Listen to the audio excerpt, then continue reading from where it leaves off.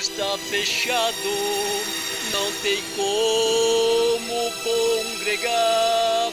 Os irmãos estão em casa, adorando no seu lar. A cidade está deserta, não tem como transitar. Não vejo ninguém na rua, nem no ônibus, nem no bar. O rei está voltando, o rei está voltando. Aleluia, ele vem nos buscar.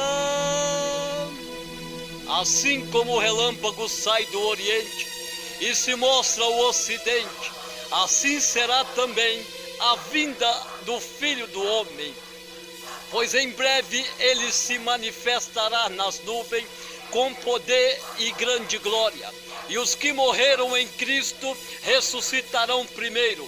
Depois nós, o que ficarmos vivos, seremos arrebatados juntamente com ele nas nuvens, a encontrar o Senhor Jesus nos ares.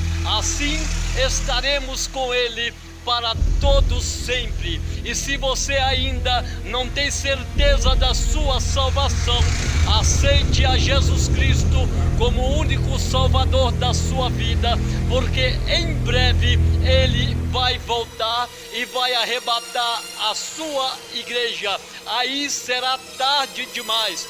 Aproveita enquanto é tempo. Aí está o convite. Aceite a Jesus Cristo, porque ele está voltando. Esses fatos que estão acontecendo é sinal da volta do Senhor Jesus. Então eu deixo aí um convite para você. Aproveite essa oportunidade e entregue a tua vida ao Senhor Jesus, para você ir morar juntamente com ele na cidade que ele nos preparou.